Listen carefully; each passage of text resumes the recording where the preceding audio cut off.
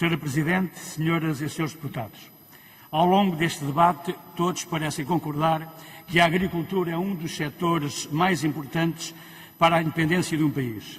Sem produção agrícola não há soberania alimentar, económica, social e nem mesmo soberania política. Quanto a isso, não parecem restar dúvidas. O que continua a espantar-nos são os discursos de quase ódio que a esquerda radical, assumida ou disfarçadamente, tem relativamente ao setor produtivo agrícola, aos agricultores, à produção nacional e mesmo para com o emprego associado a esta imprescindível atividade. E comprova-se se olharmos para a evolução demográfica de alguns concelhos que reduziram ou estancaram o despovoamento e para também o aumento de alunos nas suas escolas. Os discursos anti-qualquer coisa foram-se espalhando e espalhando consigo inverdades e mitos que muito prejudicam a produção agrícola e, consequentemente, a nossa soberania alimentar. Tudo sem qualquer base científica. Os casos são muitos e diversos.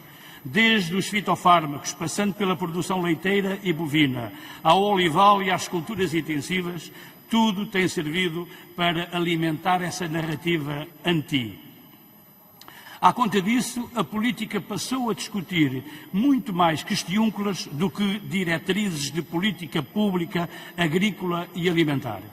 E mesmo em debates como o de hoje, que se pretendia abrangente e programático, não foi possível escapar a estes casos, não se tendo conseguido discutir nem perceber as macro-opções estratégicas do Governo para o setor agroflorestal nacional e para a soberania alimentar. Por exemplo, qual a estratégia defendida pelo Governo para a agricultura nacional perante o novo quadro comunitário que se avizinha? Ninguém sabe. Pior, ninguém percebe. E porquê? Porque não existe, pura e simplesmente. Os discursos da Sra. Ministra, com objetivos contraditórios entre si, revelam uma desorientação preocupante. Fala com chavões de inovação e tecnologia no setor, como é a agricultura de precisão, mas, paradoxalmente, secundariza essa agricultura produtiva, competitiva e empresarial. Mais, onde estão as medidas concretas para alcançar a autossuficiência alimentar em 2021 que constava no programa do Governo PS? O que acontece à produtividade agrícola perante a visível diminuição do investimento desde 2018? Também na floresta, a inoperância da reforma florestal deu lugar a uma ruptura de opções, deixando cair a tão proclamada maior reforma desde os tempos de Dom Dinis, que, afinal, a tal reforma para a próxima década, como dizia o anterior Ministro, só durou 2 anos e nunca foi implementada. Basta atentarmos nos territórios destruídos pelos incêndios de 2017 para verificarmos essa inoperância governamental. Nada, mas nada foi feito até hoje, assistindo-se a uma regeneração natural do eucalipto, das acácias e outras espécies invasoras que inviabilizarão uma profunda e estrutural organização e planeamento futuro da floresta de paisagem sequestradora de carbono, mas também floresta de produção criadora de riqueza para as populações, para os proprietários e produtores florestais.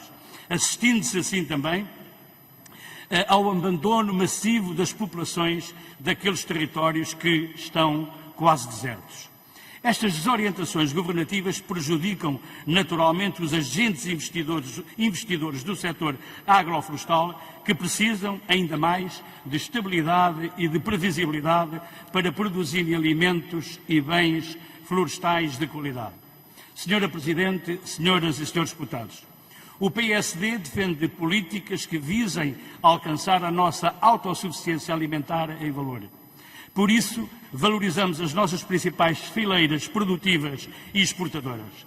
Não podemos pensar que podemos produzir tudo o que o consumidor moderno e até agora globalizado pretende, tudo o que os portugueses consomem, mas podemos ambicionar a uma soberania alimentar em termos europeus.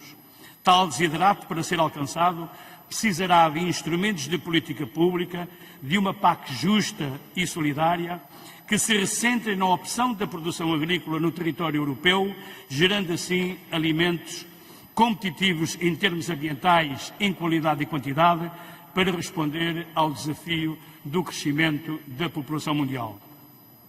Até agora, as respostas do Governo deixam-nos muitas dúvidas e inquietações para defender esta opção. O PSD continuará na Assembleia da República e no Parlamento Europeu a defender o setor agrícola como primordial e essencial à soberania nacional, sem dogmas ideológicos e sempre baseado nas verdades e evidências científicas. Muito obrigado. Muito obrigada, Sr. Deputado.